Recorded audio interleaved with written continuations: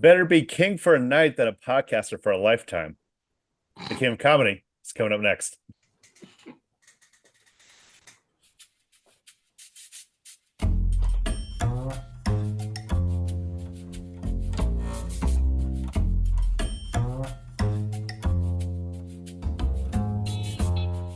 Haven't Seen It with Tim Sestito and Tommy Tebene.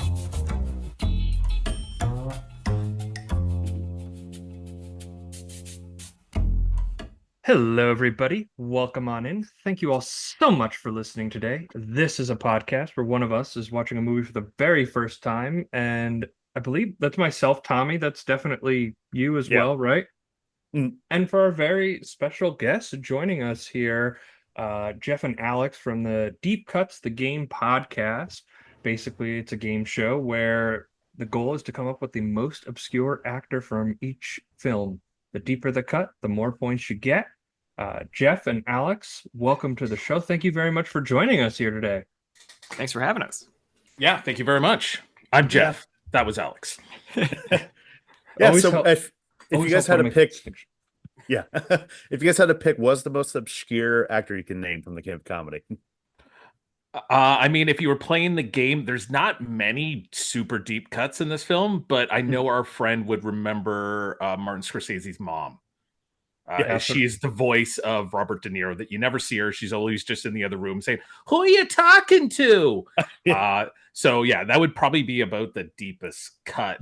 My deep cuts, because I obviously watched it with that in mind. Of course, Martin Scorsese has a brief director cameo in it, as I'm sure everybody noticed, as the TV director, which is by our rules is always 12 points when a director gives himself a cameo. And I didn't know this until after, but The Clash, the whole band The Clash are in it. Oh, really? When he's on the phone, on the payphone, they're like, "This phone's broken. Let us use it." That's The Clash. Because I read that they were in it, and then I was like, "Where is The Clash?" Like I read it, I was reading, after I watched it, and I was like, "Where is The Clash in this?" They said The Clash were in this. I'd assume they were on the talk show set, but they were not. It's right when Sandra Bernard is screaming, like street scum, and it's just like Joe Strummer's right there. It's like, what? I didn't pick up on that one. Nice. So let me ask you then, what is the deepest cut that you found? Like, what's the most points that have ever been awarded to a guest on the show? I mean, so we kind of cap it at 20. So it's like a scale of 1 to 20. We had a local radio personality come on, and he pulled at his very last pick. So we had 3 movies. 2 of the movies were Guardians of the Galaxy and The Fifth Element. And I believe there was an actor who was in both of those films. And for both of those films, he was worth 20 points because I can't. The doctor in The Fifth Element, who has like 4 lines that brings back Lilu. He's briefly in Guardians. So as the guy who wants to buy the orb from Peter Quill, but then he's like, "No, I don't want it. Get out of here." And that's the same guy. Just and that guy in the beginning of the movie. Yeah, and somehow our local radio host was like, "Hey, is that the same guy?" And I was like, "Well, that's 40 points that just won you the game. Congratulations." So I would say 40 points is the most ever been given out, but that was because he did a double deep cut. Because if he's in more than one movie, you get all the points, kind of thing. So okay. So and if he's in both if the guy's in both movies from that you're covering on that show, you can get multiple points. Yeah. Cool. No, that's super fun. I was just wondering because I guess it's also not fun if it's just like, oh, this extra is named Bartolomus Ramsneck. It's like, okay, well, that's a deep cut, but nobody knows who that is. We do have. That's the best fake name I've ever heard. I just pulled it. We're at the dome right there. that one was off the dome. Trust me. I wish I was better at writing names, but yeah. So when we kick off our show here, we like to talk about movies we saw recently or just saw in theaters, anything that came up. So Alex, why don't you kick us off here with a movie that you saw recently that stuck out with you? For sure. So it isn't anything I saw theatrically, but for the first time I watched Paul Schrader's Hardcore, the 1979 movie with my favorite scream queen, George C. Scott. And it's awesome. I don't know if you guys have seen that. I know you haven't covered it on the show. But it is not what I was expecting. And I find Paul Schrader can sometimes be hit and miss. Like, I love First Reformed, but I didn't really care for kind of like 3 or 4 that he had in a string there. And I'm sure you guys are familiar with this movie because it was a meme for a while of George C. Scott in the movie theater, and he's like, turn it off, turn it off. That whole okay. Is this movie, because the elevator pitch of this flick is he's a very Christian small business owner in like rural Michigan, and his daughter goes on a trip. His 16 or 17-year-old daughter goes on a trip to California where she disappears, and he hires a private detective played by Peter Boyle, who's amazing in it. And then like a month and a half later, Peter Boyle shows up. He's like, good news, bad news. She's in porn. And he like has this tape, and he's like, you have to watch this. This is all we can find. So George C. Scott goes to California to like try and find her himself. And it's wild, and it gets very close to flying off the handle, but it like totally sticks the landing. And I highly recommend it. That sounds awesome. Paul Schrader in general just has like all his bonkers takes. All I'm seeing in the poster right now on Wikipedia is just George C. Scott holding his head, like on, just like panicking and saying, "Oh God, that's my daughter." So, yes, what a poster! Yes. And that is in the first like 20 minutes. That is how that movie starts. And that poster is not deceptive. That is, I think, the reaction of every person that would be if they found their daughter in that situation. Oh shit! It's like the reverse Home Alone almost. And he's phenomenal in that movie. Anyway, I can talk about that movie forever. I was super impressed. Jeff, how about you? I mean, unlike Alex, I don't get out to the theaters as much as he does, as I have a family with like a wife and child and stuff like that. So I think the last thing I saw in the theater was Longlegs, which I don't really want to talk about because meh. But I did watch, and Alex was asking me about it last week. I watched Rebel Ridge on, is that on it's on Netflix. Yeah, and it was okay. It was okay. I don't know if you guys are familiar with that one. I heard about it, and I kept hearing it was really good. It's like Tommy and I talked about this a lot, of the streamer movies that just leave like zero cultural impact. Like they just get dumped onto the platform and they disappear in a week. But this one seems to have a little bit of staying power. But what made it just okay for you? And I think I hope I'm quoting the right person. I think Stephen King even said it's like a thinking man's Rambo, like First Blood kind of thing. And it that probably is right. I think I was hoping for a little more Rambo, a little more Jack Reacher, even like the TV series. Like I was hoping for a little more breaking arms, busting faces kind of thing.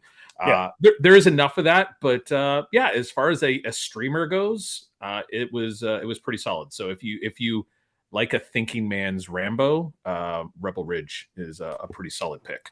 And I do want to point out that movie is directed by Jeremy Saulnier, who did Blue Ruin and Green Room. Green Room's one of my like favorite movies of the last decade. Just an intense movie, and someone that like works in like music, like venues like of that size, like 300 capacity. Thankfully, not neo-Nazi. So, that's good. Yeah, that's good. But it just reminds me of just like how insane like those green rooms can be sometimes, and just like the tension and bring it out there.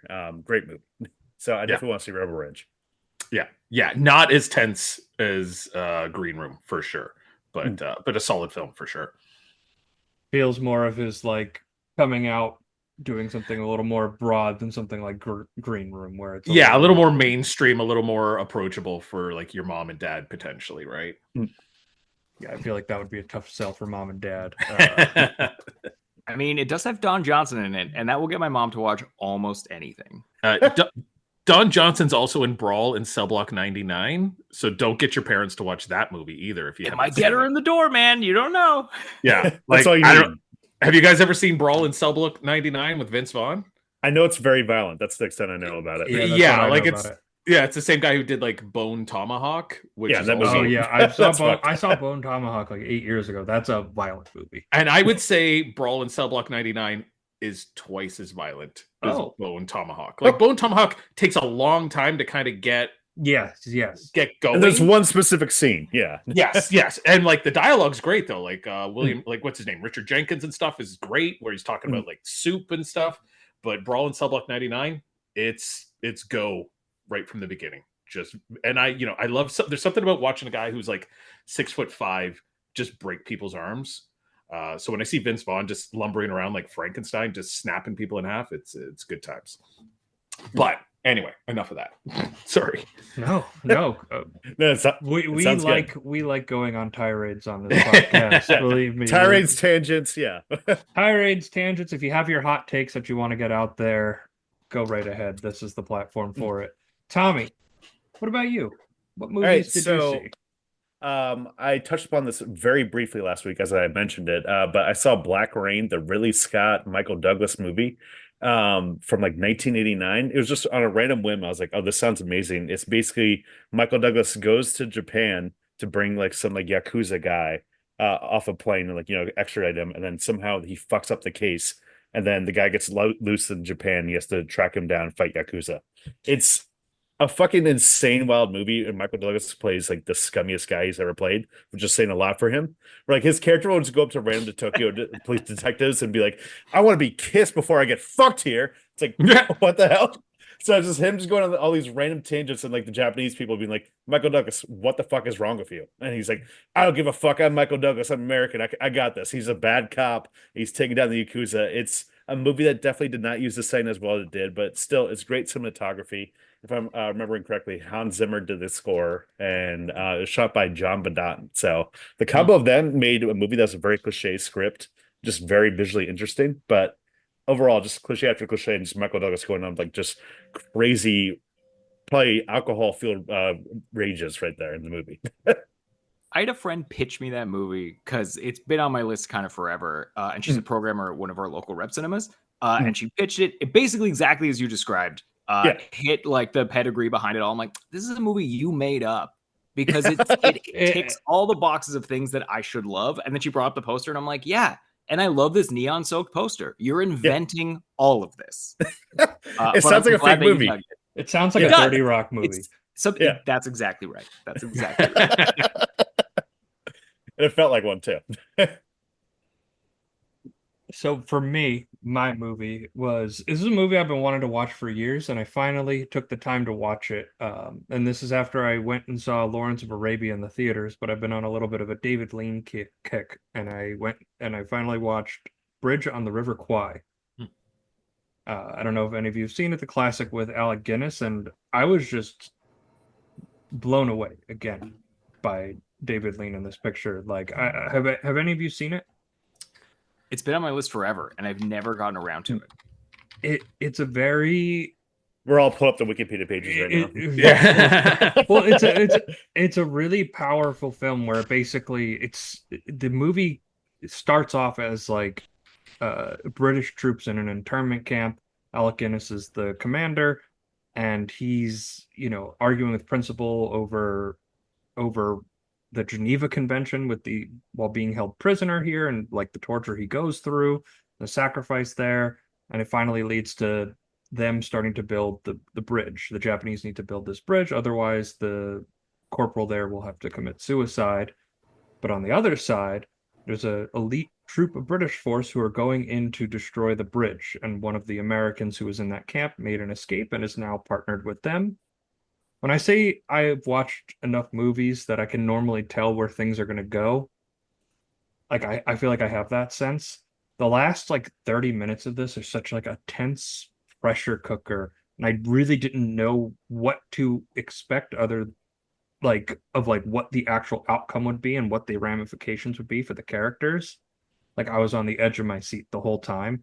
It's just truly a fantastic movie, and like one of those movies that you would think, oh, it's just kind of older, it's just going to be boring and slow paced, and I didn't get that at all. I felt like the time kind of flew by in the movie, and it's almost 3 hours. But Bridge on the River Kwai, if you haven't seen it, highly recommend it. Yeah, that'll be a future episode. Yeah, Bridge on the River Kwai and Lawrence of Arabia. We'll somehow strap Tommy to his feet like clockwork. He's been trying to get me to see Lawrence of Arabia for years. Day. Yeah, exactly. Just block off your whole day. Don't do anything else. We're acting like we haven't done this, Timmy. Like I haven't done like a triple feature of like Nightmare on Elm Street movies where I'm like, I'm just gonna sit on my couch all day. But watching actual great cinema, I'm like, I'll get to it. I did Lawrence of Arabia for the first time. I think the same as you did, Tim, in like 70 millimeter theatrically. Like, as everybody always says, is how you should see it. And I went in, I'm like, I've heard it's good, whatever. By the time it left, I'm like, that might be the best movie I've ever seen in my entire life. I felt the same way, and I have an older experience of seeing 2001 in a theater as well. And I remember I watched it on like my computer in college, and I was like, okay, I get it. I get what they're doing here. Like, yeah, it's special, blah blah blah, whatever. But like, I didn't care for it. And then I saw it in theaters when they did the 50th anniversary re-release of it, and I was like blown away. And it for me, it like cemented the difference of like a theatrical experience versus even just watching something on your TV versus like watching something on your phone. I remember there was comments that the Netflix CEO made, like being like, "My son wants to be an editor, and he watched Lawrence of Arabia on his phone. You don't need to watch things on a bigger screen." And I'm like, "You should not watch Lawrence of Arabia on." It's like the Yeah, it worst sounds like your example to son's bring a up. dipshit. Yeah. Yeah, exactly. I know the longest standing argument between me and Tommy was when Dune 1 came out. Ooh, And Tommy was like, I hated that movie. I was like, why'd you hate it? He was like, I was just boring and slow. I was like, where did you watch it? He's like, at work on my laptop, on my iPad tablet. I Yeah, was yeah. like, yeah, you definitely got the whole experience there, Tommy. It was the only movie that made work go by longer. Oh my God. Every Denis Villeneuve film needs to be seen in IMAX. I Yeah, feel like yeah. that's just like a law now. And it's a I much liked better I experience. like his other movies. I still haven't seen Dune 2 because I just hated Dune 1 again. I need to rewatch Dune 1 in a theater, but I still feel like the things I hate about that movie are still going to translate over to the big screen. So I don't think I'm going to like it that much more. That's Like I fair. hate Avatar. Start with Lawrence of Arabia. You'll have a better time. Yeah, I would definitely start there as well. Not on the same Dune and Lawrence of Arabia, not on the same tier. Too much sand. But yeah, I was gonna say, but you know what, Tommy loves Waterworld for some reason though. He's like, Exactly. It's just like I just need anything that's just wet, not sand. not sand, yeah. Yeah. What are you, Anakin Skywalker? Jesus Yeah, Christ. I hate sand. It's so coarse and gets everywhere. I listen, I don't blame him. It's like being at the beach and then you're like a day later you find sand Sand. like everywhere. It's like on the in your floor. sheets. Yeah, Yeah. and you're just like, oh, I gotta clean everything there. It's a nightmare. That's my hot take. The beach is terrible. I'd rather be in an air-conditioned theater any day of the week. I do Yeah, love the I'd agree. beach. I do love the beach, but as long as I don't have to go home directly after the beach, Yeah. I'm fine with it. But speaking of, we've all watched The King of Comedy for the first time, and we are about to discuss it.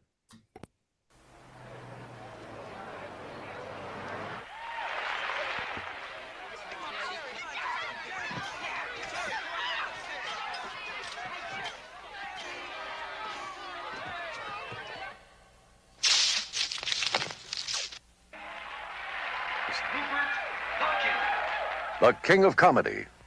It's no laughing matter. Well, that was the TV spot for The King of Comedy, and if you wondered why this movie didn't do well in theaters at all, I can't imagine sitting down in 1983, turning on my TV, maybe even a Johnny Carson, right? Just sitting there, and then seeing this commercial and being like, yeah, I think I'm gonna skip this one because this is famously one of I think Scorsese's first like big flops after his like amazing run in the mid '70s onwards. The King of Comedy here. But for you guys, what is your for Jeff and Alex, what is your relationship with Scorsese and how did this one seem to be the one that fell through the cracks? Because I feel like everybody has seen a good amount of Martin Scorsese films. Jeff, do you want to start on that one? Yeah, I mean, I don't think I watched Taxi Driver until maybe the past 24 months, and I'll say the same for Raging Bull. Whereas I knew him more as the 90s stuff like Goodfellas and Casino and stuff like that. So when this one came up, I think in my mind as a child, like I was like 6 or so when this came out. So obviously it just flew right over my head. And as I got older, I think I kind of merged this in with another movie that I had no interest in seeing, which was Mr. Saturday Night, the Billy Crystal comedy from like the 90s. And I knew I didn't want to watch that movie. And I just kind of assumed these were the same things for the longest time. And then when you guys asked us to come on here, I kind of looked up and I was like, oh, it's a Scorsese film. Oh, it's a comedy. And I love After Hours. So I was hoping for something in that kind of vein, which right now I'll just say it wasn't. But that's my relationship with this one coming into it.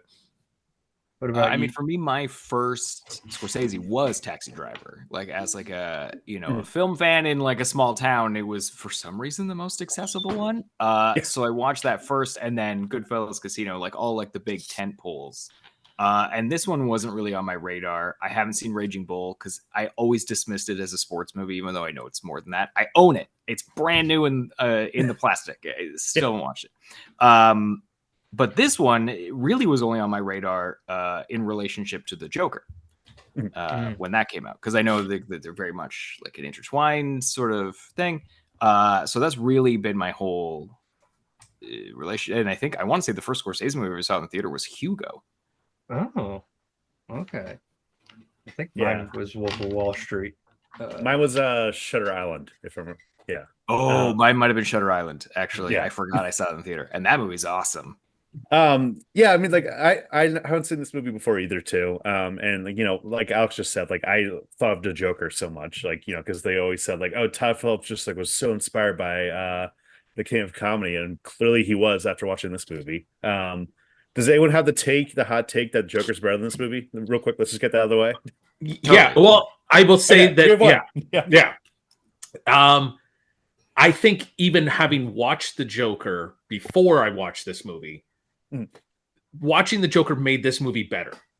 Like, I think if I just went in this movie and and we're in a world where the Joker hasn't come out, I watch this movie and I'm totally bored. But because I've seen the Joker, I'm looking at all the connections and the things like that. So I think that kind of helped me get through this movie. By no means is it a bad movie, but I mean, that was kind of the game I was playing. I was like, oh, that's funny that he's doing this, whereas in the Joker, he did this kind of thing. So without the Joker, I think, yeah, this movie probably loses a half a point for me, for sure, Really, in this review. that is very interesting. Like, I don't think this is anywhere near Scorsese's top 10 or anything like that, but I still enjoyed it thoroughly. I kind of see it more as like a 50% Taxi Driver and 50% King of Comedy. Like, obviously the inspirations are there from both of them. I felt like the Joker character is definitely taken more of Travis Bickle kind of sickness of this like evilness towards the world, where I felt like Rupert Pumpkin was more of a narcissistic approach, just like a complete delusion. Completely naive, like a narcissistic like guy who like just can't take no. Where with Joker, and I haven't seen Joker in a couple of years, but Joker was more of like the systems of everything going down and like the treatment of mental illness and how we deal with that in more of a modern contextualized setting versus like the 1970s and the 1980s. Like I will say this movie dragged for me a little bit. There are parts that made me want to crawl out of my skin, especially when Rupert goes to Jerry Langford's house and brings Rita with him to the house. So uncomfortable It's for a just you lot want- of this movie. Yeah. This reminds me, Tim, when we covered Meet the Parents on the podcast, like speaking of our De Niro movie, where like you talked about how I think you give that like 1 star or something like that, and you're like, I hated this movie. It just made me cringe out of my skin. Like I just completely was not I've involved never right there. been I there's some cringe humor. I enjoy Tim and Eric, and like I feel like that's like cringe humor, but there's just something about it where it's like this where it's put into a realistic setting, the cringe humor. Well, it's That like just cringe humor is almost like a type of horror movie in a way, where it's just watching like just like awful things happen. You're like, oh, dude, what are you doing right now? Like, are you kidding me? And just watching it over and over again. That's why like The Office is just like so much of that. Like, what's the episode in The Office? Like Scott's Tots, where like, yeah, or where the like everyone batteries. Jesus Yeah. Christ. or the dinner party. Yeah. Oh, Office. the dinner party. It's one of the greatest episodes of all time, though. Oh, I know. Oh, I can watch the dinner party, but don't say that the first time you didn't watch it. Like I feel like some of those, especially with TV, where it's like 22 minutes or whatever it is, like once you've seen it once, like you can dive into 20 minutes. Like something that makes you want to like rip your skin off, cringeworthy in a film that's like 2 hours you have to sit through. It's like, I'm not going back to this. I distinctly remember the first time that I had a cringe experience, and you're all gonna laugh, but I was like 7 years old. I got Max Keeble's Big Move, I think a Nickelodeon movie on VHS, and there's a scene where he's trying to be with the cool kids and ditches his friends and like screams in their face, and I was just like, oh, don't do that. Why are you doing that? And I turned the movie off and I didn't finish it. Well, So too bad. really, this is a I thing mean- since childhood. This has been since childhood. That movie surprisingly is a pretty good deep cut movie. Like there's a lot of older people in that movie that you're like, why are you in this movie? Like, Okay, I can bet. I will bring Tim this would up. know. He didn't finish it. I wouldn't know. I wouldn't finish it, and I wouldn't know because I was 7 and wasn't even you, close you weren't to. keep, you weren't keeping track of all the deep cuts from Max You- Keeble's Big Move. No, You missed out on Orlando Bloom being in that movie. Yes, I just pulled up the Wikipedia page. Yeah, I was gonna say Jamie Kennedy, Larry Miller. Yeah, there's Tony Hawk's in it apparently. yeah. I remember this movie. That makes sense for a Nickelodeon movie, though. To be Yeah. fair, From Yeah. the late 90s or early early aughts, early totally. 2000s, 2001 movie. Yeah, that's a I pull I right there. vaguely remember renting that from Blockbuster. I mean, often I get that one in Snow Day. Snow Day crisscross yeah. my brain because is it not the same kid? It might be. I feel like it's the kid from like Lizzie McGuire or some shit. That's what I always thought it was. He's the kid in Home Alone 3. 3 Oh. is yeah. I think what crosses me over is Josh Peck, who is from Drake and Josh, is in both movies, if I'm not mistaken. Oh, Yeah, I think now he you're was right. on the he was on the Nickelodeon like radar right there, just getting put on every single possible program that could exist. But so King of Comedy, first derailment. Well, there will be more. Believe me, there will be more. With this one, I'm kind of curious then, like, what about it was it like? For me, it was the cringe aspect in the first half of the movie, which I feel like, at least for me, when the kidnapping happened, started to go away.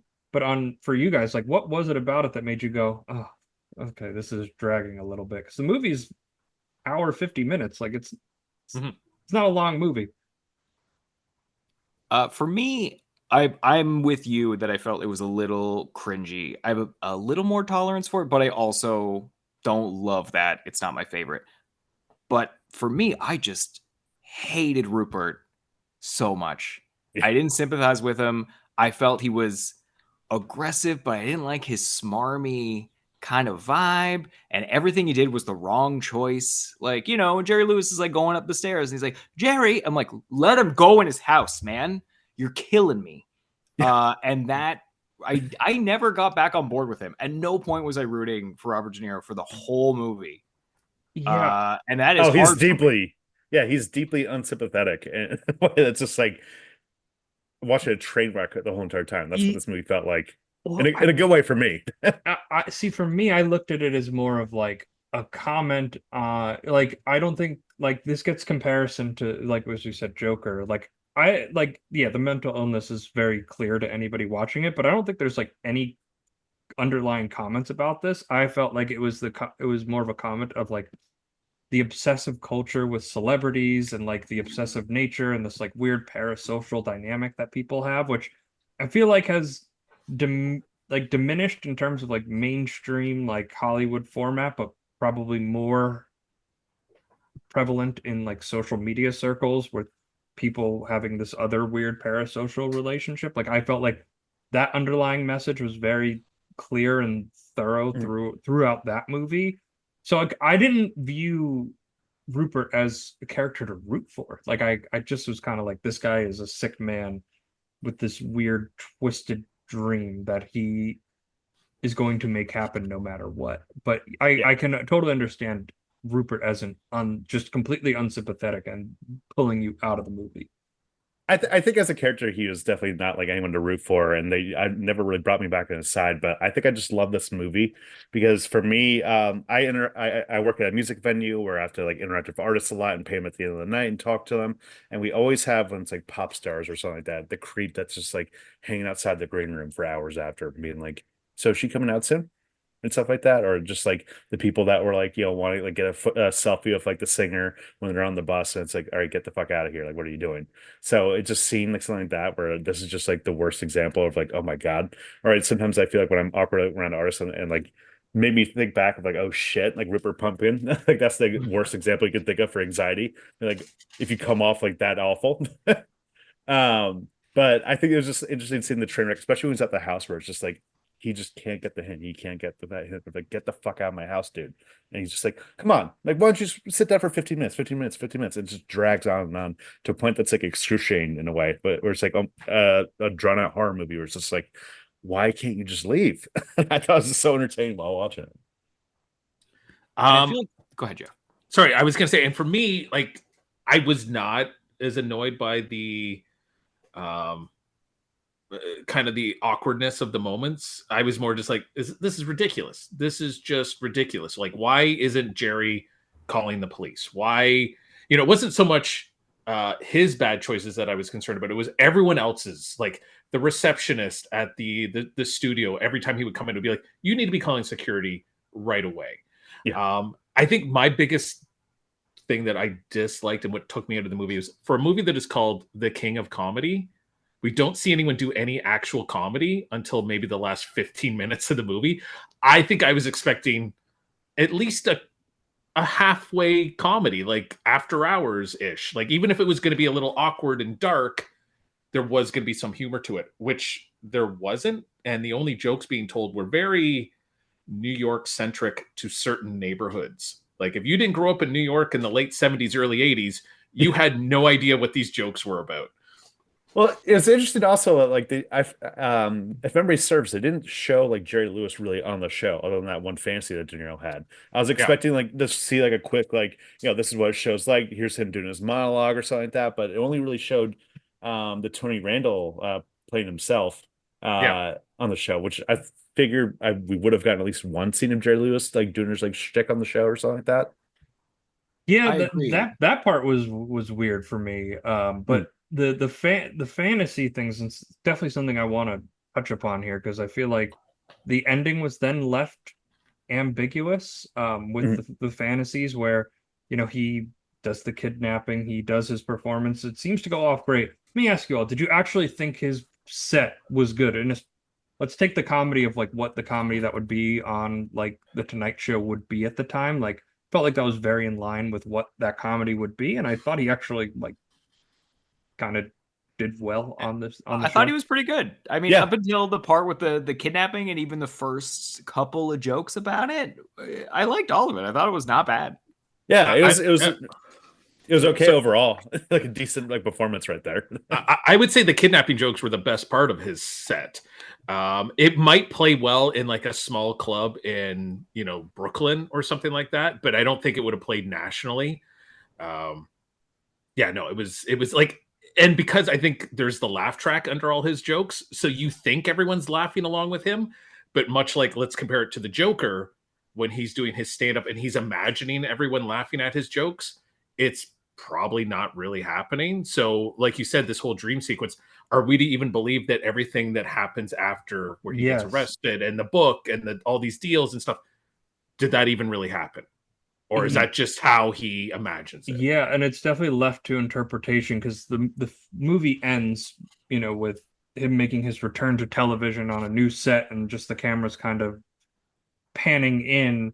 And throughout the movie, we're giving various dream sequences of Rupert on the show, having a conversation. And then there's one sequence where he actually marries Rita on the show as a guest. Yeah. And I don't know if any of you have ever seen the Larry Sanders Show, the Gary Shandling.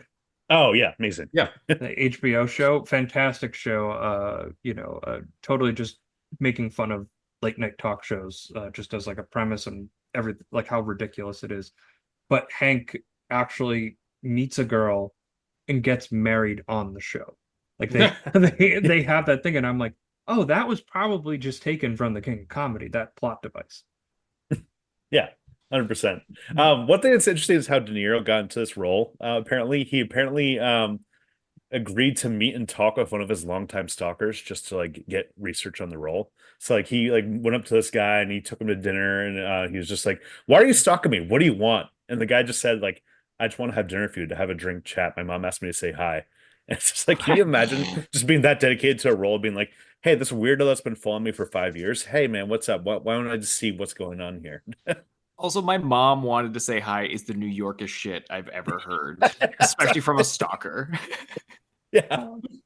And for all we know, his mom is just like a baby doll in his closet that's just like sitting there. Then my mom just wanted to say hi. Mom, Totally. mommy, I said hi to Robert today. I Yeah, said hi for exactly. you.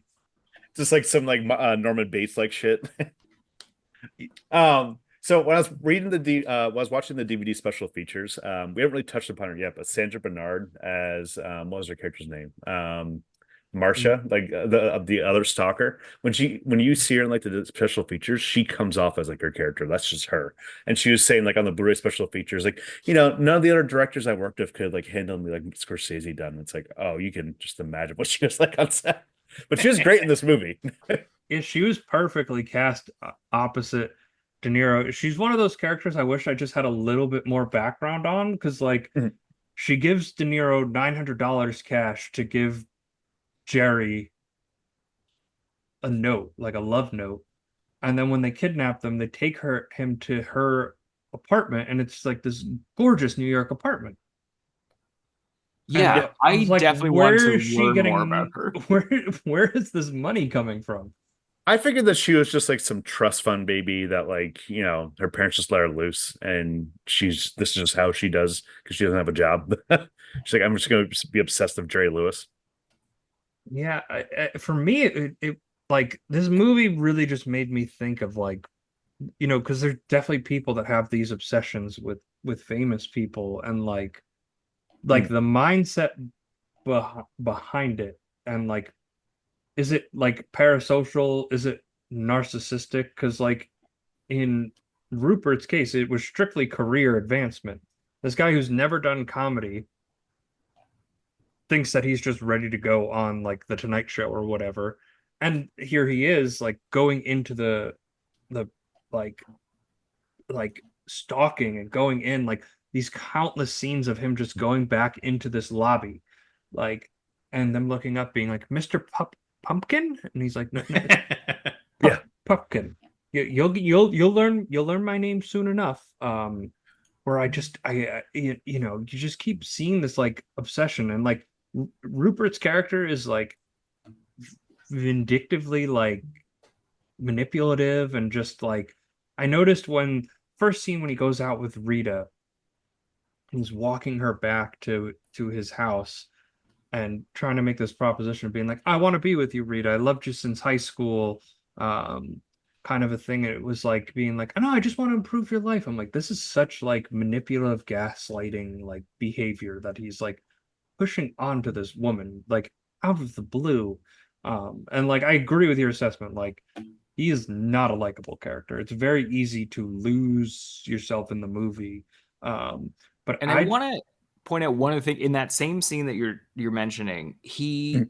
It seems like he's just part of it is, this was the popular girl in school and I didn't get her. Maybe I can get her now to kind of elevate myself. But she says, I guess you want to come up for coffee, which I feel like is probably a yes. euphemism. But he's Yeah. like, no, no, no, that's fine. And I'm sitting on my couch. I'm like, what the hell is going on? Like, what is this guy's end game? If it's not to be with this woman, but I guess it's not to be with this woman or It's just like a simply weird to power. have her. It's so weird. It's so weird. I mean, yeah, the whole fantasy of just like his principal coming up and being like, "We were all wrong about you," Yeah. and it just like really feeds his delusion that just like this guy's not moved on from like getting picked on in high school and like he probably was just like a weirdo to like all the girls in high school and this is just like a continuing pattern for him over and over again.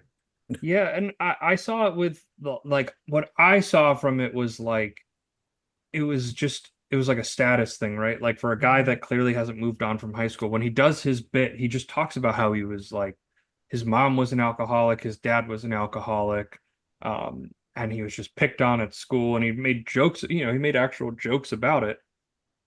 But Mm. I took from it was like, okay, this is the first time we're actually learning anything about Rupert and Mhm. anything that we could act like it's too late in the movie for you to actually start to sympathize with this guy. And I think it works in this case. Like I think that was like the right choice to do because I think there's like a mysterious element to this character of like what's driving him. But he looks Mm. at Rita and most beautiful in high school or whatever, like as like a symbol on his arm more than anything else. Like he doesn't view her in like a sexual way. He doesn't view her like he doesn't try to like kiss her. He doesn't try to like force himself upon her, like which would maybe feel in line with this kind of character. Mm. He's just it's just like an image thing in his head and just like wanting to prove people wrong, but not knowing how to actually go out and accomplish something for yourself without using highly illegal means. Yeah, I mean, this is a character whose only friend we see in the movie is also a fellow Stalker. So, Yeah. I have a confession to make. This is my first Jerry Lewis movie I've ever seen. Oh, I So, think that's fair. I think that's fair. yeah. Like, I don't know. Are we like what else have we seen? Like that Um, you should feel bad about not having seen. I've never seen It's a Mad, Mad, Mad World all the way through. I've never seen His Nutty Professor. I've only seen Eddie Murphy once, and I guess that'd be the other ones. But I always figured him to be like very slapsticky and like that kind of thing. And it's kind of interesting to see him in a more restrained role here, where like he's not like hilarious. He doesn't have any funny. It's only funny things are just reacting to like De Niro being like, "Is this guy here again? Like, are you kidding me?" And it's more of like him like he's in a horror movie, and while we're just watching a cringe comedy of De Niro. There is only one. You're 100% right, and I thought Yeah. Jerry Lewis was really, really good in this movie. Like I was Mhm. Yeah. genuinely surprised. But there's one point where he's running across the street, Yeah. and he's just like he's got like a little bit too much bounce in his step, and I'm like, "There's my goofy professor. There he is." And then Coming it goes out. back to being There- grounded. But there's that nutball. I think it was like an intentional choice to not show us like his comedic side or like what it is on the television because it makes you go like, what is like this is just like the most like he's a rich guy, but he's just like a normal stuck-up celebrity. Like, what do these people see in him? And I think That's why it's interesting. We didn't see like a clip of his show. yeah, and Agreed. I Yeah. think it was by design though. Like I think Mhm. like part of it, like I think there is this like mystery element in term revolving Rupert involving Jerry Langford as like a character. Like what is it about it that makes you appeal to them? If we strip away the context of why people have this relationship with him, like who is this person? Like and just treating him as like a normal guy. Like we basically just see him like walking around the streets of New York. Like that's his relationship. And he's walking around and everybody's just saying, "Hey, Jerry, Jerry, you're the man." I love the little bit of the lady being like, "Oh, Jerry, can you sign my magazine?" "Yeah, sure, Yeah. sure." "Oh, can you just talk to my nephew on the phone?" Oh no, sorry, I don't have time. "Oh, but he's in the hospital. Sorry, I'm late for something. I hope you get cancer. I hope you Yeah. die." Like I was like, "Oh my God." And it's just this again, it's this Well, weird dynamic that they're exploring here. And I think like removing what would make him special in this world and just presenting him to the audience as this regular guy is like a very clever way of taking away like any vindication that Rupert would even have in kidnapping him.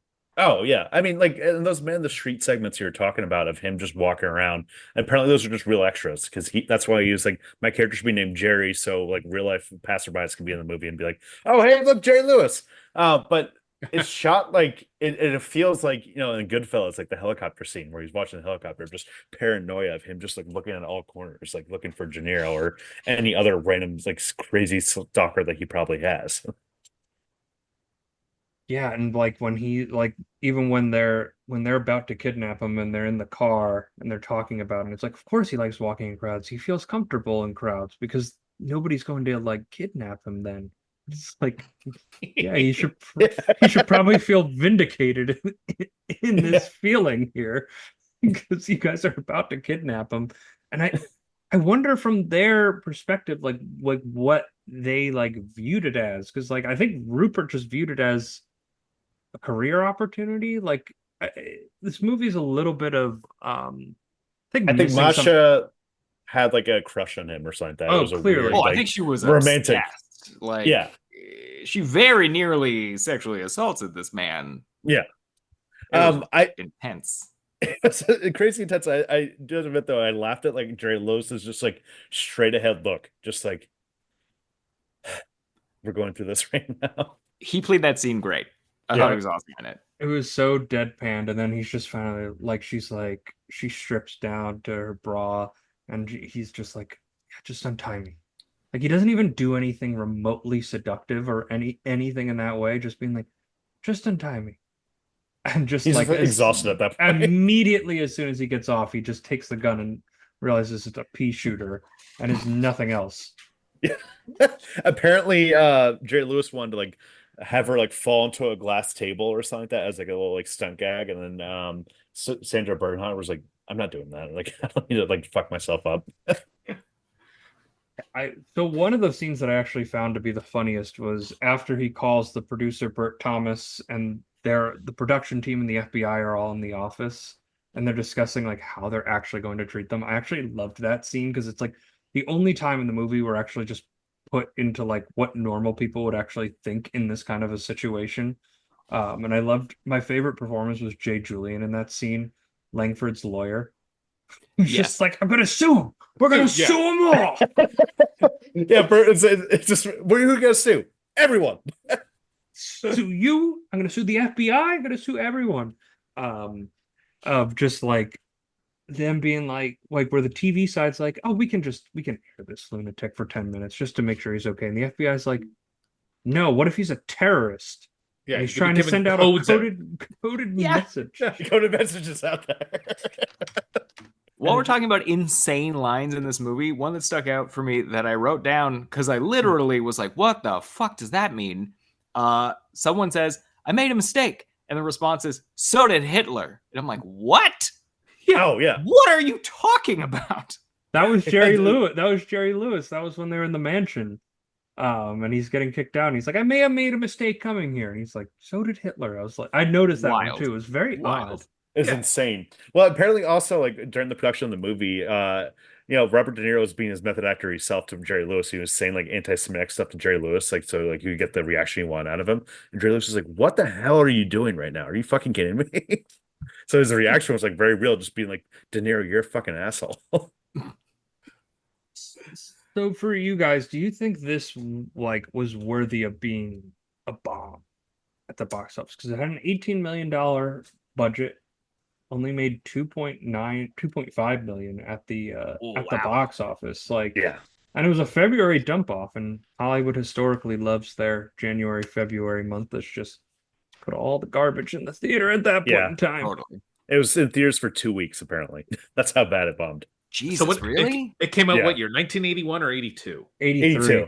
83. Okay, hold on. Let me I just want to compare it to like other like what else came out that year that was so good? Like, it's the same year that Tootsie came out. Tootsie's by far a funnier movie, obviously. Oh, yeah. Right? Like, Trading Places is obviously a funnier movie. Yeah, Mr. Mom, funnier movie. 48 Hours, So there was a bunch of comedies that are straight up comedies that are better than this. I think the problem with this movie is what kind of genre is this movie? It's genreless. It's genreless almost because it's definitely not a comedy. It's like, and it's like it's like not satirical at all. I don't feel like it's not satiring anything. And it's like classified as like a satirical black comedy film, but even dark comedies have like jokes, and this movie doesn't have jokes. Like I feel not really, no. I guess bafflingly, it's PG, which I find the strangest thing about this is that I almost feel like it's a stronger movie if it goes for like an 80s R, like you said, so it can be a little more satirical or it can tackle some bigger issues. But just as it is, it's just very banal. You know what I mean? Yeah. It was 124th that year in domestic box office. Like that's how bad it is. Like you're getting down to the point. Like it made less money than what is this Hercules movie that is 71? So like Italian Hercules movie made more money than this movie did. So I mean, E.T., which was out for like 18 months at that point, was making more money. Should it have done better? Probably, but you know what beat it, Alex? Canada's own Strange Brew. And you know what? Ooh, love Strange Brew. Strange Brew. Strange Brew is a better movie. I will say that right now. It's a funnier movie. It's a funnier movie, and you get Max von Sydow in it. So it's all you need. That's But all to you answer need. Tim's original question, as much as I didn't love the movie, I do think it deserved to have done better. Because I don't think it's garbage, certainly. Like, I don't think it's a terrible movie. So I do think it deserved better in the box office. Yeah, yeah, I do as well. Mm. I know this one like famously like kind of broke Scorsese after it did terribly. I think there's a famous clip of like Roger Ebert or that he basically said like, and the biggest like in his like end of year special calling The King of Comedy like the biggest bomb of the year, and that kind of set Scorsese off the deep end because I know in the 70s and 80s when he was on a lot of drugs and drinking, like this was the point where all of that was starting to catch up to him, and this was sort of the breaking point for him because Well, he took like 3 years off after this. His next movie was After Hours, which is a great movie. And then the year later, he did Color of Money, which definitely feels like the closest we get to like IP extension in the 80s. yeah, and I feel like that this is kind of like a weird dark horse because there's people who love this movie who just think Mhm. it's like truly terrific, and like I didn't see that from him. Like at least for you guys, like did you see anything like that stood out from like a filmmaking perspective, from like a direction or like an editing moment that kind of Oh, like well, stood out for you? I'll start off with the editing. One thing that really jumped out to me was just like the opening, like delusional scene where he's like on the talk show of Jerry Lewis, just how great it was of seeing like Jerry Lewis's response in the restaurant to him clearly at his house, in his mom's house immediately, just jumping back and forth between the two right there. That was just a great way of just showing just like, yeah, like he's literally just talking in his mirror right now. I agree. That whole sequence was really well done. And there's a Mhm. particular shot, I want to say it's in the first third-ish of the movie that really stood out to me, where he's standing against the wall of just like the audience. Mhm. And the camera's doing a slow pull back, and it's just white walls all around him. And it's just getting a little bit wider and a little bit wider. And he's just Yes. sitting here looking at it with Mhm. laughter. And I found that was Yeah. a really effective shot. Yeah, kind of shows you where he should probably actually be tied up in a room Totally. with Yes. Yeah. no colors, no windows. Jeff, was there anything that like kind of Um, jumped out to you?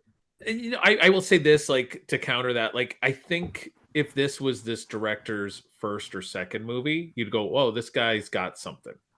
But I think when you're coming off of things like Taxi Driver and Raging Bull and stuff like that, you're like, "Oh, he kind of took a step backwards." Um, so yeah, like in 1982 or three, whatever, would I have been telling people to go see this movie?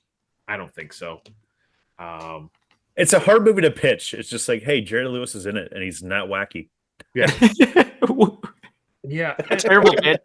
Yeah. which honestly might be a bigger sell to me than saying Jerry Lewis is it and he's wacky. I'd be like, I think I kind of want to see Jerry Lewis not wacky. Yeah. Yeah, because he's honestly maybe I don't want to say he's the best performance in the movie, but he probably does his best work ever as an actor in this film. especially as like a dramatic actor, because I feel like this just falls more into like drama. I feel like it's almost For genreless. sure. Like it's just Yeah. like if I had to say what genre it was under a broad stroke, I would say drama. I definitely wouldn't say comedy. Because And like another movie I was thinking of was like Death to Smoochie in a way with this, but that is even more of a comedy than this. that's way more of a comedy than this. That has way more over the top and feels like way more satirical Mm. than this one. I mean, I think it ultimately, can always go back to the script. It was written by Paul Zimmerman. It was inspired by a David Susskind show about autograph hunters and an Esquire article on a fanatical Johnny Carson follower. So he's kind of basing this off of like real life people. Like these people did exist. Like De Niro kind of insisted that this movie could be made really fast and it would be a good New York movie. And I know Scorsese wanted De Niro to be in The Passion of the Christ, and De Niro didn't really have any interest in this, but would be interested in working with Scorsese again, doing like a comedy.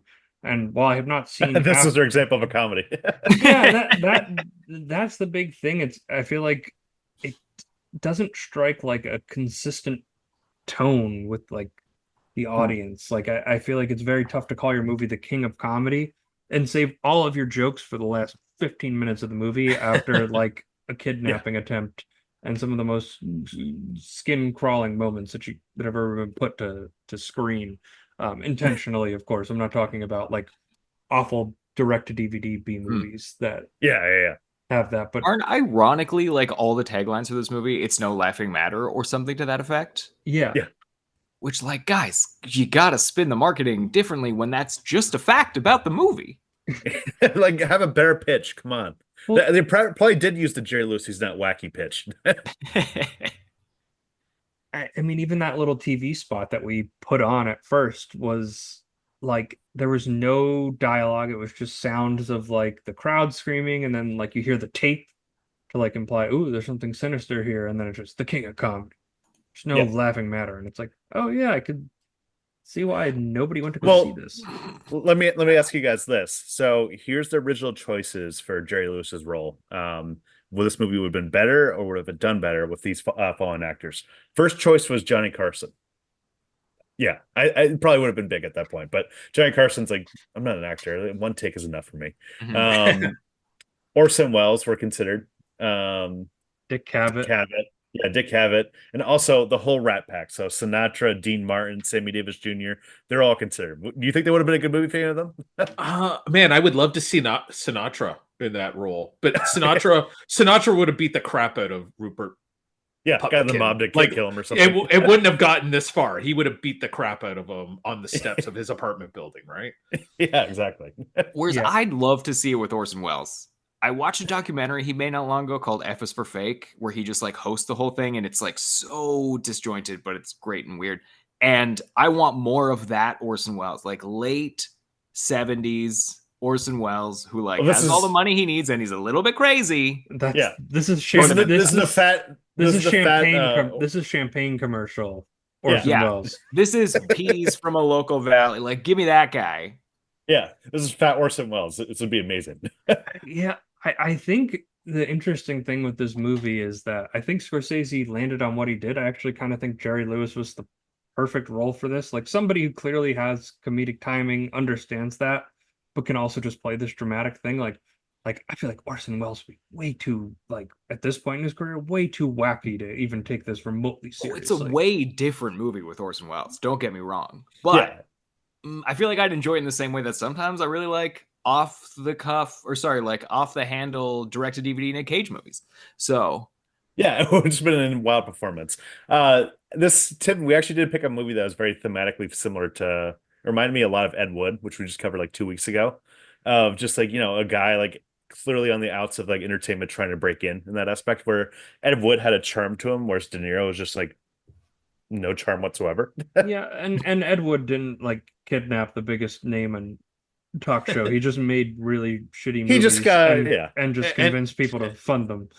And shot him up with morphine when he needed help doing it, right? Yeah. Isn't that what he did as well? Yeah. No, that was Oh, that he was was the Bella. enabler. That was Bella, who was Bella was just an addict on his own. Okay, but I think he was helping him out towards the end, like maybe not in the movie, but in real life. Oh, I'm in pretty real sure life, yeah. In Maybe real in life, real life, yeah. Ed was definitely assisting in Bella's pain management, if I'm not mistaken. I think Ed Wood It wouldn't is shock not me. a historically accurate depiction of the events that actually went on. It's a little bit of What? it's a little bit of a fantasy. That's a Burn movie. Did you guys see this? So there's a poster for the King of Comedy, which sounds so much darker, and I want to see that movie. So the poster is nobody knows Rupert Pupkin, but by 11:30 tonight, the world will know he's the king of comedy. And when it's all over, one of them won't be laughing. And I'm like, oh my God, that's dark. That's like super dark. I don't know who the one of them is, like, because they're talking about the world, and then all of a sudden they're talking about one of them won't be laughing. But I was like, that is like a super dark drama, and we don't even get that. Right? that Well, one's just the Joker. That's the Joker. Yeah, exactly. Yeah. I mean, I'm trying to like not compare it strictly to Joker the whole time, because it's just, but literally like Joker in a way does that a little better, where it's just like the tension of just having the guy on set with the host himself. Whereas there's not as much danger when like he's just alone with Sandra Bernard. It's like Jerry Lewis will probably get out of this. Like He'll be whatever. okay. Yeah. Jerry Lewis suggested a version of this where like he gets killed and Martin Scorsese nixed it.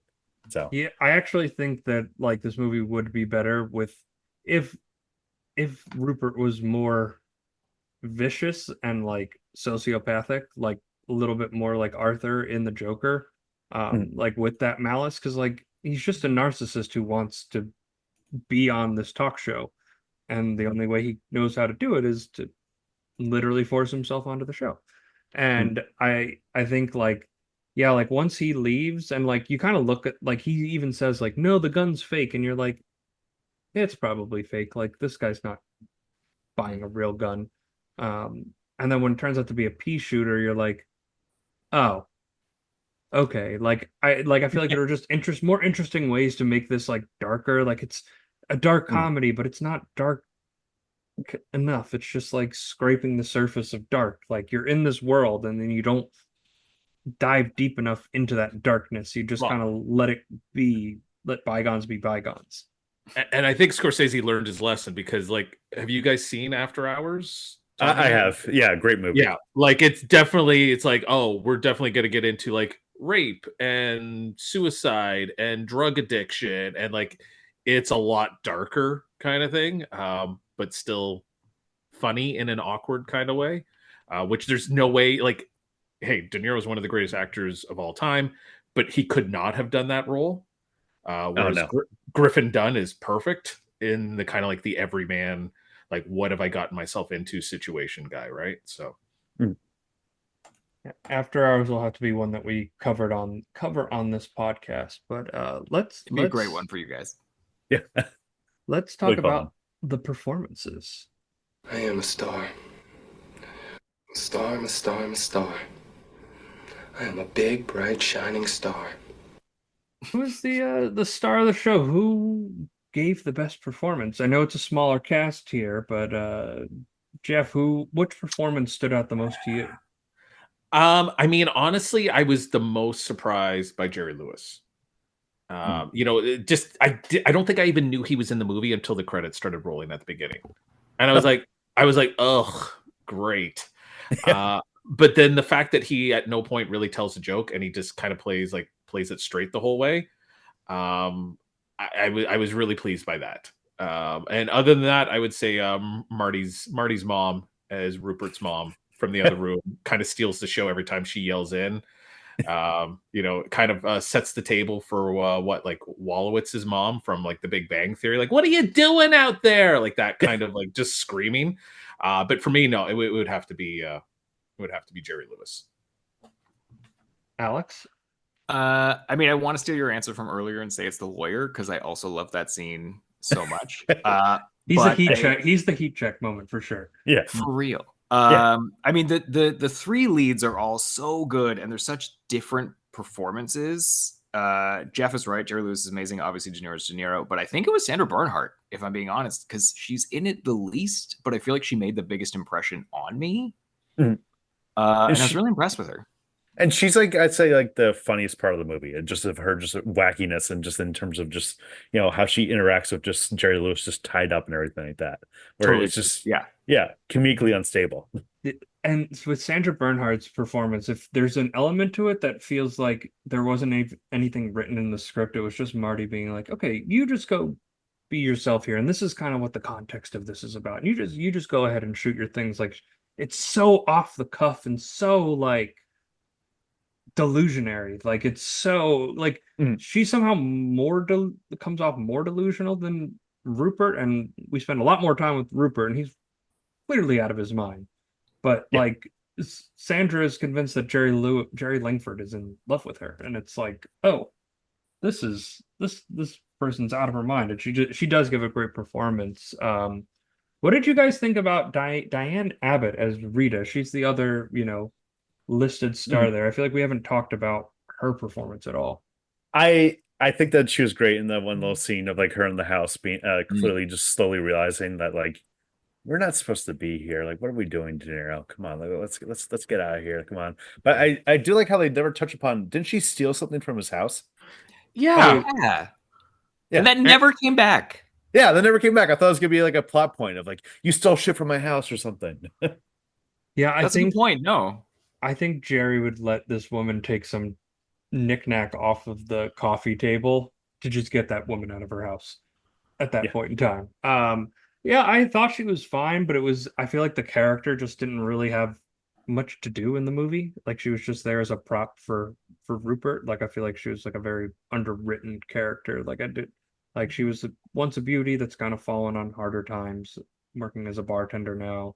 And I didn't get like too much from like who she actually is as a per person, and I didn't necessarily see why she would choose to spend more time with Rupert.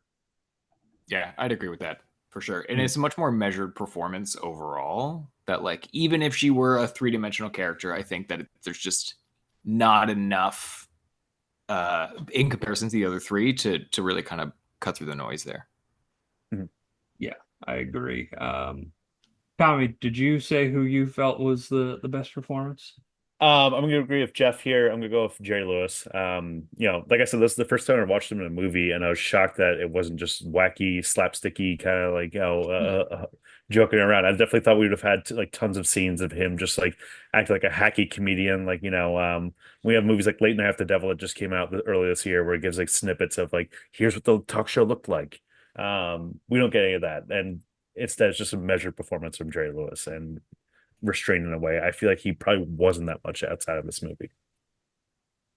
Yeah, I would agree. I think it's Jerry Lewis. But I did enjoy De Niro. It's just like another colorful performance. I feel like it's doesn't even crack his top 15 performances, but it's Well, it's like you ever like, get stuck in a conversation with someone and you just can't get out no matter what they do, and they always just keep talking. Like that's what like it felt like. I emphasized with Jerry Lewis a lot there. I was like, oh, he's still going. And you can see, especially in the first scene when he gets out of the car and he's just like, I gotta go inside. It's kind I of was so exasperated. uncomfortable. I was so uncomfortable that whole time. Yeah. where he just doesn't know this guy's like, yeah, just call. Yeah, we'll take care of We'll you. set it up. Yeah, yeah, of course. We'll set it up. And Alex, I have this dinner. did you say was it just the actor who played the lawyer, Oh Jay no, Sandra Julian? Bernhardt. Sandra Bernhardt, right? But I Yeah, did like the pride and joy joke off the top. That was Yeah. pretty funny. yeah, I agree. I agree. I was watching it with my wife, and she's like, she kind of looked away, and she's like, "Wait, what did he give him?" And I was like, "It was literally like a business card with Pride and Joy dish detergent on it." And she's like, "Oh," so she was not impressed whatsoever. Some king of comedy. Yeah, And just like a subtle little joke there that you had to be paying attention for. yeah. Ah, are you ready, comedy partner? Waka waka. All right. I know when we talked before we started recording, Alex was very excited for this segment with some ideas. So let me ask you, fellas, would The King of Comedy work as a Muppet adaptation? An emphatic yes from me. Yeah. You don't even need to change the script. And I think you do Fozzie Bear, obviously, in the De Niro role. Oh, yeah. And Miss Piggy as Sandra. Like, it writes itself. Hmm. And I think I would cast John Oliver in the Jerry Lewis role if we were making it like today. Okay, I could see Oh, that. As the That one could work. human. Like they kind of did that in the Muppet movie from like 2011, where they kidnapped Jack Black. And, they had a little like string of that right in there. That's right. Yeah. Um, So, interesting enough, Muppet Connection, I wanted to save this for this part. Paul Zimmerman, the guy who wrote the screenplay, he also was a writer for Sesame Street. So, I Really? mean, we're not that far away from a Muppet movie right there. So, like you said, Kermit could also be the Jerry Lewis character if we want to make it all Muppets. Then just I keep thought Sandra that too, Bernhard. Yeah. Yeah. Yeah. Yeah. I think I'd like to see Kermit in the background. Maybe he's just Ed Hurley. He's just that character there, just PA announcer. Okay, Yeah. here's Fozzie. Now, so Alex, you said Fozzie, and when I was first watching this movie, and I was thinking about the Muppet connection, and I was like, I get it, Fozzie makes sense, but could it not also be what's the guy, the stunt man Muppet? Oh, is it Gonzo. Gonzo? Gonzo Yeah. could also maybe be the character, but it does make more sense with Fozzie. Like that makes sense as he's the comedian, but I Yeah. could really see Gonzo getting into that. But he could also just be like a wacky guy in the street that is also just a fan of getting autographs and stuff like that. I also feel like the Muppets make, as we kind of discussed this, the King of Comedy lacks comedy in it, and I feel like the Muppets just bring comedy themselves and would just make this a little bit more of like slapsticky fun. And if we were going to remake it with Jerry Lewis, somebody who does a lot of slapstick humor, watching him have to have this restrained performance while all these Muppets are just performing slapstick humor around him would Yeah. be just beautiful perfection. Chickens and feathers everywhere, and yeah, it's perfect. And also you'd cast the lawyer as one of the old guys. Or yeah, the bald eagle Yes. with Sam the Eagle. Sam the Eagle. Yeah. And then the security guy that comes in and takes The Pumpkin out. author away. I love that little scene we haven't too. talked about him, but yeah, both of his scenes are great. Where he's like, "So Yeah. listen, this is what you're doing. Yeah, This is what you're doing wrong. Do you get it?"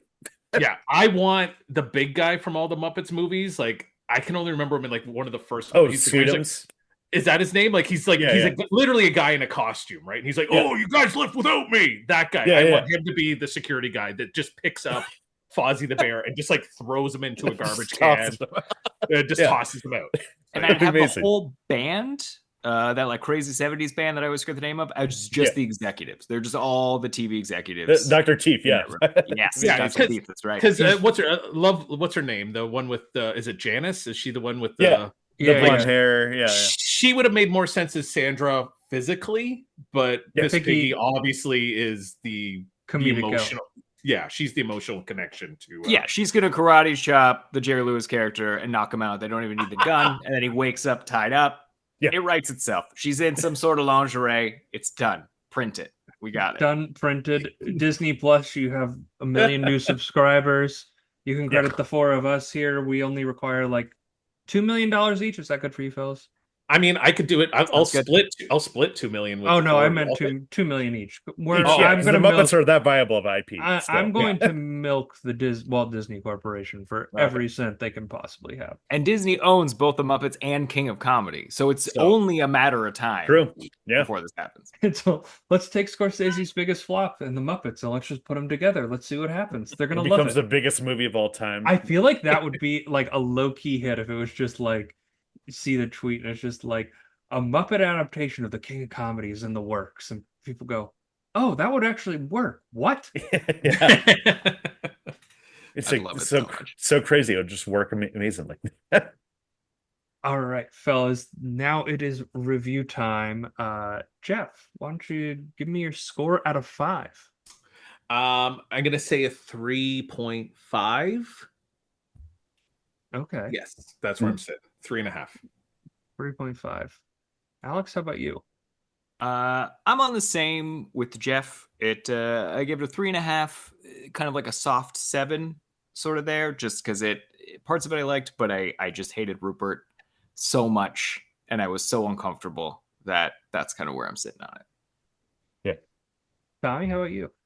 I'm gonna go a little higher, 4 out of 5. I felt I was just really locked into like the cringiness of the situation of like interacting with people like Rupert before in my life, unfortunately, too many times.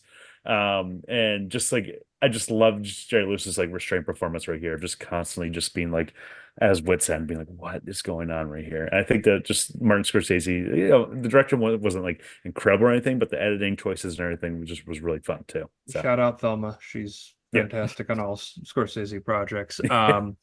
I would it's interesting. I came in initially off my watch at a 3.5, but after talking to you guys, I'm down to a 3. I think I thought you were going at all. I think for me, like the more I think about it and just like the lack of like tone and lack of genre, and like it's almost like this movie has like a lot of coherence, but I think it just like lacks a tone, like a proper tone. It's trying to almost do a little bit too much. Like the more I think about it, the more I think it pulls me out of it and makes me go, huh, yeah, I guess like it's a dark comedy that isn't super dark. Like I guess it's kind of dark, but it's like Rupert's not really intimidating at all. So okay. And then it's a comedy, but it's not funny except for like the one moment which was supposed to be like the climax of the movie. Like, isn't it the rule of comedy, like a joke every 6 seconds? Like, isn't that how they would make comedy movies pretty much? So for me, it went down to a 3 out of 5. Like, strong performances, like good movie. It's something I would say to go and watch. Like, it sounds like something you would be interested in. But I think for me, it just like that lack of clarity just kind of, the more I think about the movie, the more that resonates with me. So I'm sitting at a 3 to 5. That's fair. That's fair. Yeah, that's fair. Because I think in a week's time, you might ask me about this movie, and I'll be like, I completely forgot what it was about.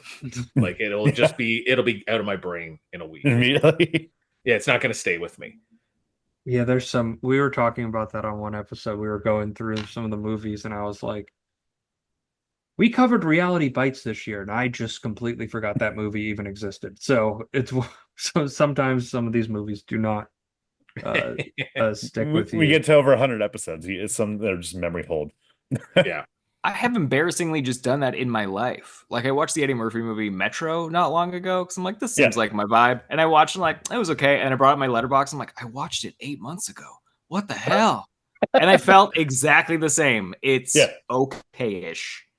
Yeah. I'm like, oh my God, what a waste of my time. It's very interesting. Like I would rate like it's like and we were talking about this with Ed Wood, like the conversation about like the worst bad movie of all time, like the worst movie of all time. And I'm like, movies that are just boring and forgettable are worse than like a movie like The Room, which is like a train wreck, but it's hilariously entertaining to watch.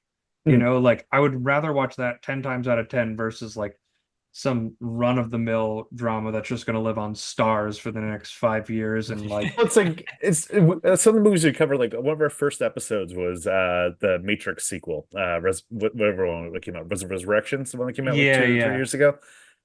Awful. I was so bored throughout. I was just like, it was the first time we did it's like our 4th or 5th episode. I was like, Timmy, this feels like fucking homework right now. This is a brutal stretch. You're texting me during it being like, this is homework, dude. What do we compare ourselves to? A movie podcast? Yeah. And I find that like the more boring a movie is, the more I'm like out on it versus me being like, oh, this is just like poorly made. Like, and if it's poorly made, I can look at it and go like, all right, there's usually something funny going on here. Like, let's find it. Like I could watch Friday the 13th movies all day because I'm gonna have a fun time with it. Even though I know I love a good bad movie. Jeff and I used to, before we had the podcast, we would do a weekly bad movie kind of through the whole pandemic over PlayStation. And we did like all the Phantasm movies, and we did like Velocipaster and just all those gems. But they're fun. Most of the time they're fun, right? Like, you know, and occasionally you find one you're like, oh, that actually wasn't that bad. Like we're a little surprised. Like I think one of our favorite bad movies was something, it's on Prime. I think it's called Triangle. And it's that movie's awesome. It's a time loop, like a Groundhog Day movie, but it's a horror movie. On like a boat, a derelict boat. Yeah. And it's like, oh, this was actually really good. And it's got one of the Hemsworths in it. Not Chris. Like I think third. Liam. No, it's Liam. It's Liam. It's not the third. It's not the third. Okay. I like that. This is a American football reference, but there's like the Manning brothers, Peyton and Eli, and then there's just the third brother Cooper who didn't play professional football. And I like that there's just like the third Hemsworth brother. There's Chris and Liam, and then there's just. I feel bad for modern day Baldwins. Yeah, because I think like the third Hemsworth is in like Westworld, is he not? Yeah. Yeah, like he's an actor. He just doesn't look anything like them. So he doesn't. The third of all of these people and the Skarsgårds, I always just picture in my head as Kristen Wiig in like the Lawrence Welk sketches, where it's like, here are all my successful friends, like, and I found a squirrel, and she's got the little like doll hands. I'm like, no, that's the third one. And sometimes they're Jim Belushi, and it just sucks. Yes. Yeah. And to be fair, it's my mom always says it's like what's her name? Supermodel who's married to Billy Joel, Christy Brinkley. Christy Brinkley. Yeah. She always says about the daughter, she's like, it's such a tragedy. Your mom is Christy Brinkley and you look like your dad, Billy Joel.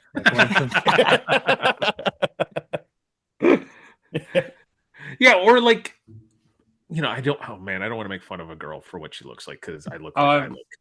But like Bruce Willis and Demi Moore have a daughter, and she didn't look as good as either one of them does, kind of thing. It's like, oh, that's gotta suck. Just to mention the Muppet thing one last time. I think the best thing about the Muppet movie is like you would get so many cameos.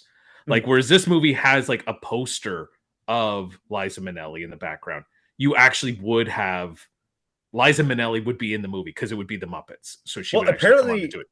apparently they shot scenes of Liza Minnelli and they cut them out. They cut them out. Why? Yes, it seems insane. Yeah, exactly. That's what I thought when I heard that. That's crazy.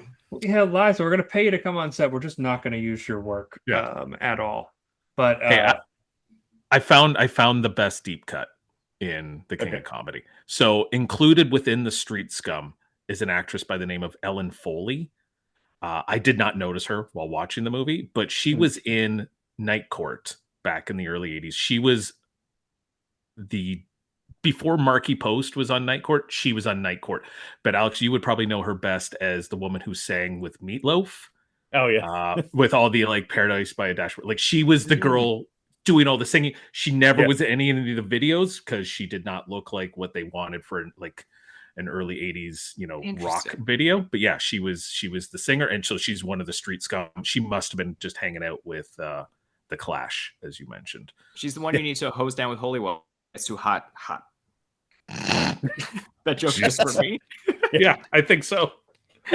I appreciate it nonetheless. But I wanted to thank you guys for coming on, Jeff and Alex. This has been really fun. Yeah.